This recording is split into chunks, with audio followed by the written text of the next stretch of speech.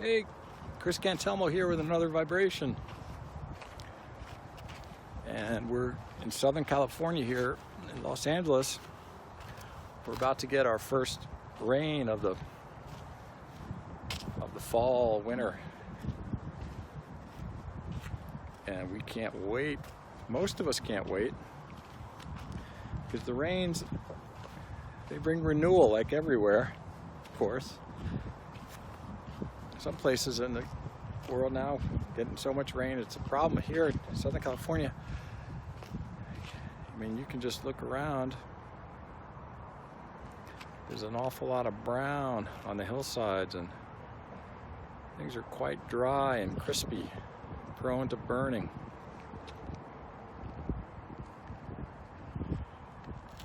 Gosh, when the rains come, it's like just life renews. And nature can breathe again and swallow again. And it's just such a beautiful thing. And the rains knock the dust off of everything.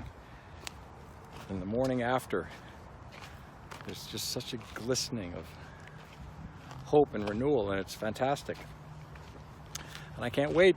But on the other hand, as I was walking down here to my trails, going under the overpass, I ran into one of my homeless neighbor friends. And of course, this poor homeless, these guys, they're twin brothers, and they're, I don't know, maybe 45 years old. I mean, identical twins. And they've been homeless for about a year and a half. Like they have just an incredible family story. These guys are like the 7th and 8th kids in a family, where it got to the point where their parents just sort of reverted to calling them the twins, because even their parents couldn't really make out who was who at any given time if the lighting conditions weren't right. And so these guys sort of like struggled from early on, like not being recognized as individuals by even their own parents. And by some sequence of events, they ended up homeless. And so they live under a pepper tree over here. And they got a great, I mean, for homeless people living under a pepper tree, they got a nice little like encampment. They've got this beautiful little Boston Terrier dog. That is such a friendly little guy, just a friendly little loving dog. And they take care of their dog, and they're down there in their tent. And when the rains come for these guys, it's a whole different thing. It's like you know, all of us sort of check on the weather. We want to know, okay, hey, what's going to happen? Just out of curiosity. These guys, it's a question of life and death. Like if all their shit gets wet, life changes in a hurry. And so he knows exactly where the storm is, when it's going to hit, the likelihood of their stuff getting wet. And it just, I mean, we get so caught up in our everyday troubles, where we don't have exactly what we're looking for, or things didn't work out at work, something didn't work out just the way you hoped. And when you interact with people who have nothing, and their real concern is whether or not all of their stuff is going to be destroyed in the coming rains, as opposed to just whether or not your outdoor outing might be postponed because of a rainstorm or something. It gives you a whole new perspective. And it just makes, I don't know, it makes me yearn for, I guess, what I would call in some ways simpler times, where people cared about. Maybe there was no other time when people actually cared about their neighbors. But there was a time in the United States anyway where homelessness was very rare. And that was before 1980, before 1984, there was almost no real homelessness. And then during the Reagan administration, it was decided that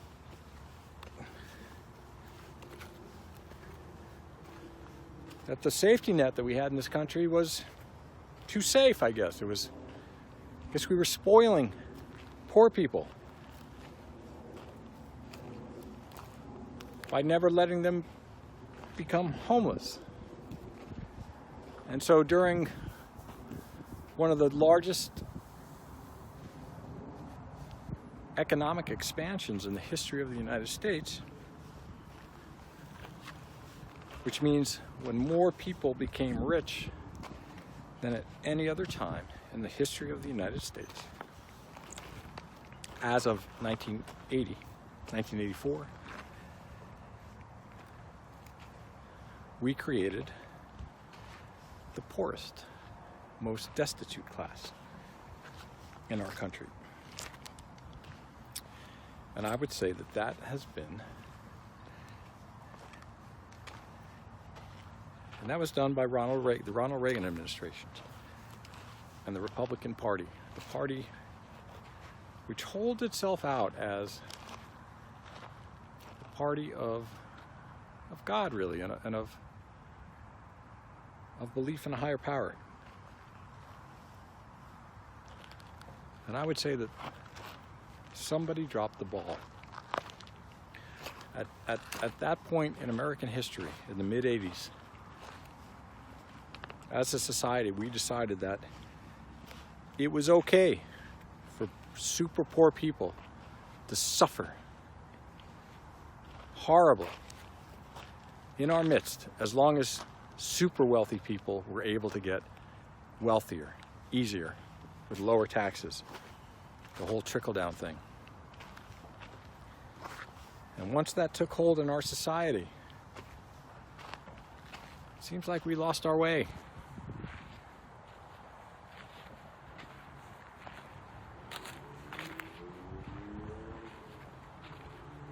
Sometimes you got to stop and you got to look around. You got to say, hey, you got to look what's happening here. It's quite exactly clear. We're not taking care of each other. We're not caring for each other. We're all on this planet together. And yet somehow we've allowed ourselves the right to avert our eyes to the most needy and the most destitute. We've allowed ourselves to buy into the notion that the poorest people are poor and in trouble because they deserve it, because they didn't work hard enough, or they made mistakes. And that's just utter nonsense. Sure, there are a number of people in any given group. Some people, for whatever reason, are going to make the wrong decisions and end up in trouble by their own mistakes, even when they were warned, hey, don't do that, and they do it anyway, and it goes badly. And some small percentage of people sort of get what they deserve. But have we reached the point as a society, and I'm talking about specifically America here, but I suspect it's true around the world, because America has put its tentacles out and sort of dictated to the rest of the world, hey, if you're not like America, you're fucked. Have we reached a point as a society where we've lost, where we don't believe in redemption, where we don't believe that if people have made a mistake that they are worthy of redemption, and maybe they need a little help? Once you're homeless, it's hard to become unhomeless. Simple things like filling out an application for a job, or having a phone number where someone can call you for a job when you don't have a phone, or if you can't charge your phone, it becomes incredibly difficult. And I see these guys here struggling. And I always let them know, hey, you know what, you need some, your stuff gets wet, you can come over to my house and you dry your stuff in my dryer. You guys get scared, like if something happens, just come over, just get out of the elements. Most of them are kind of too proud or too afraid, I don't know.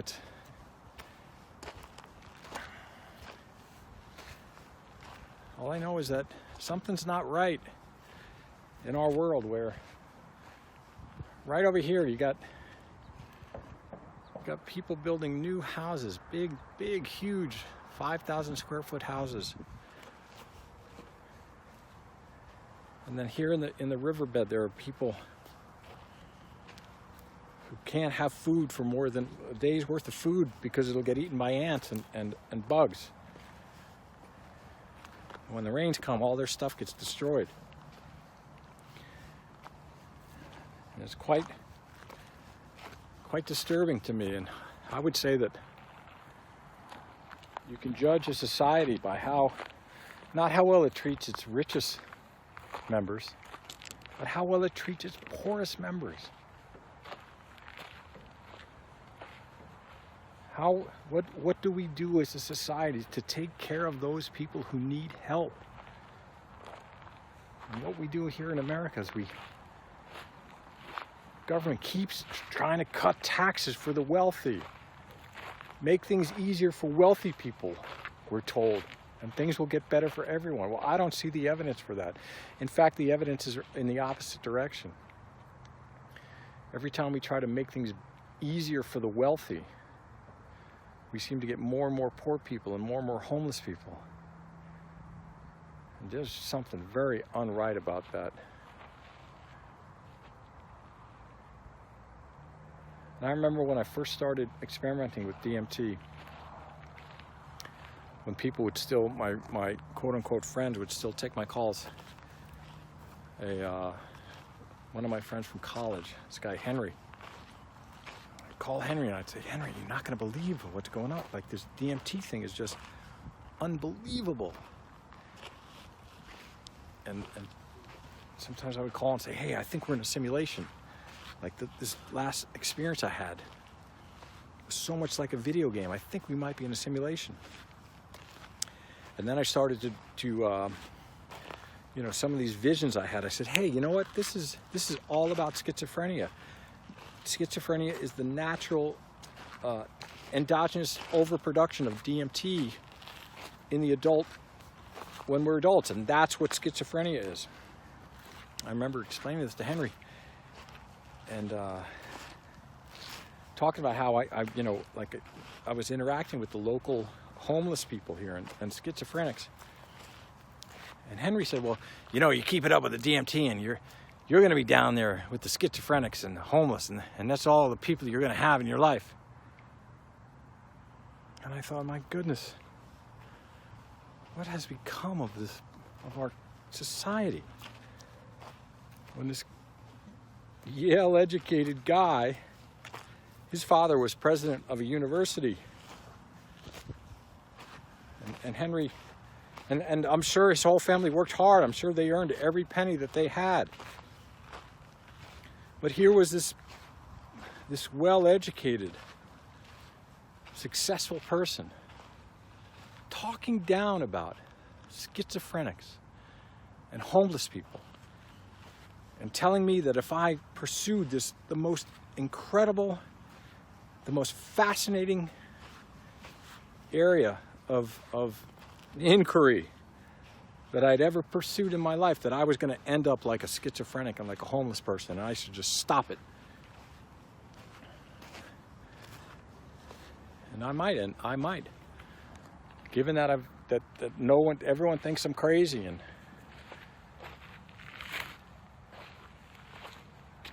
no one ever wants to call me from my family or my old friends. They're gone.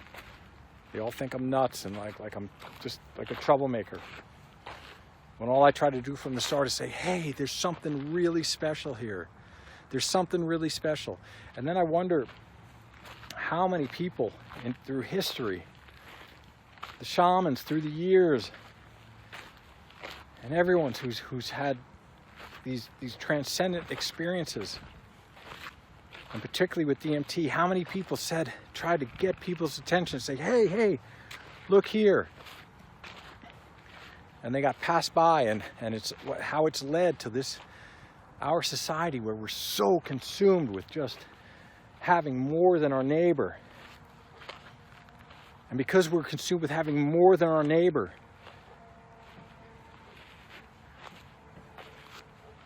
there's a certain level of dishonesty that crops up, where people have to, and you see it in social media, where people have to put their best face forward. One of the things that I was shocked about social media when I first started checking out Facebook, I would look at what my friends were posting on Facebook, like people who I knew quite well, and then I saw, what? That's not what they're like. They're putting up this facade of this great life. And sure, they had a great life, but not the life that they were projecting. Like, I knew them quite well. So I was like, wow, this whole social media thing is like an exercise in sort of dishonesty and putting forth a flavor and a version of existence which is just very much exaggerated and untrue. And then it propagates. So everyone looks at what their friends are doing and seeing the sort of the best version of their life, and then everyone feels somewhat muted and like they're somehow not living up. But it's all a complete facade. It's all a complete circle jerk. What have we gotten ourselves into when we compete with our neighbors for wanting to have more and a nicer car and a bigger house, and yet we have our brothers and sisters, or some people are living on the streets. When I lived in New York in the late 80s, I'd see people down in the subway, and you've seen it if you've been in New York or big cities where it gets cold during the winter, like real cold. These homeless people get this situation where they just get this uncontrollable flow of mucus, and it must be the most horrible situation in the world, where they're just freezing and shivering and just this disaster of fluids that comes out of their face.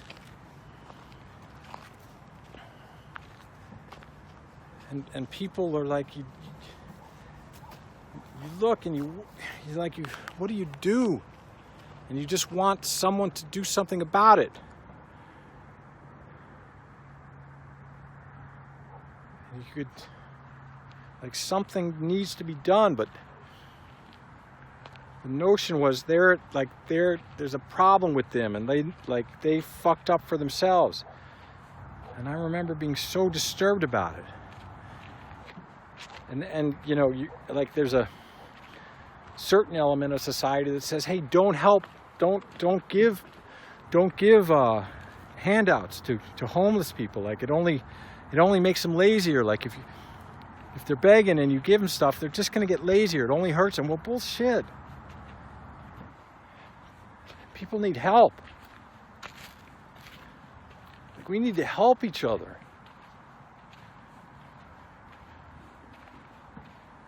And it's appalling what I see when I look at our national media, the New York Times. I've got a subscription to the New York Times.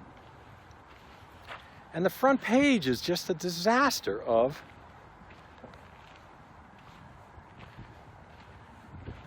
showing the ups and downs of the stock market, which most people don't even participate in. And this ridiculous situation we've got going on in Washington, this impeachment. The little nitty-gritty details of the impeachment hearings. and what so-and-so said about somebody else, and this and that and the other thing. And meanwhile, we got people living in the streets of our country. But that's not on the front page. And I wonder, what kind of a society have we become? Where are we going? There's got to be a better way where looking out for each other, helping people who have nothing, would seem to be more important than what so-and-so said about Donald Trump's phone call to the Ukrainians. Not that that's not important, but we need to take care of the weakest people in our society when they call out for help. And of people who are living on the streets and they have nothing, if they're not calling out for help, and most of them, they don't want, they're embarrassed about the fact of where they're at. And I see them here, I see people in their campers, and clearly they have nothing. And they'll be on the road and they've run out of gas and they block the road and it's a big problem and everyone's upset and embarrassed, and it's like, why don't we just give this guy a little gasoline? Is it so hard? Would it be so hard to figure out a way in the wealthiest country in the world to take care of the poorest people? Is that really a hard thing to do?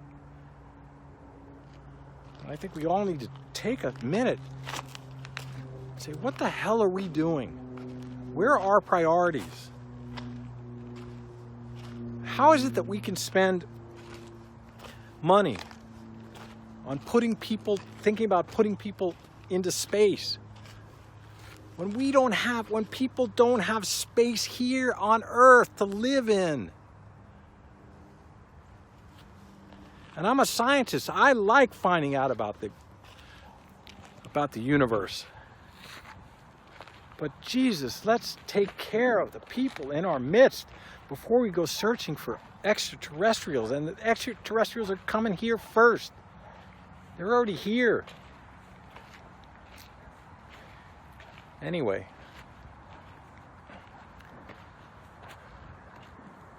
I used to think about this stuff, of course, before DMT, but after DMT, and now that I'm reconnected with the spirit world, and I wonder, I now know, like, there is a God, and there are spirits. And now I look back at my life, and I say, how many times did I, when someone was down, instead of trying to lift them up, how many times did I just sort of like walk over them? And I wonder am I going to pay a price in the afterlife for not availing myself of every opportunity to help someone who is down? And I would suggest to you guys, plenty of you guys haven't done DMT, and some of you just dismiss everything that we say and like, oh, we don't know what we're talking about. Well, guess what? Every single person who does DMT comes back and says, hey, you know what? If they don't have a spiritual interaction their first time, eventually they do. But everyone, from the first time someone does DMT, they say, whoa, okay, that was really different and interesting. And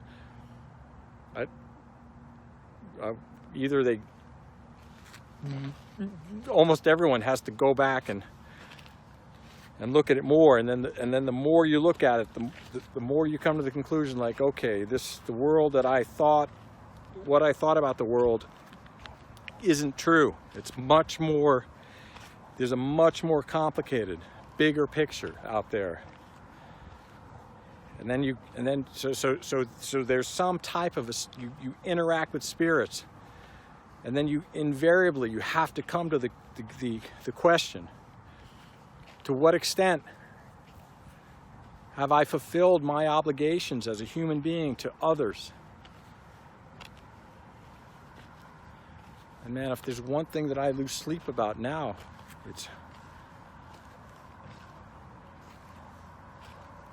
I worry about every time that I killed a bug and didn't give a damn, or sort of laughed off, I didn't pay attention to someone who was really in need of attention and love, and I just let it slip by because that's their problem.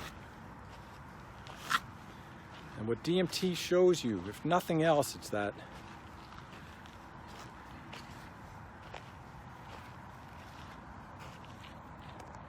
there's a bigger world out there. There's a spirit world.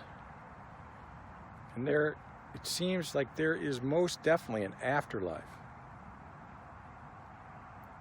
And I think when people see that there is an afterlife, they're gonna be. There's no question. There's no alternative when you're confronted with the fact that there's an afterlife. You have to say, how does my behavior in this life affect going forward in the afterlife? And when more and more people reach this point, the world is going to get better because we're going to be nicer to each other. And that's what is required of all of us, to be nicer to people and to lend a hand to people who don't have all the advantages that we have. So anyway, as the rains, the first rains of the winter, fall and winter in Southern California come, it's led me to thinking about people who don't have shelter from the rain. And let's help people who don't have shelter from the rain. Chris Cantelmo here with another vibration.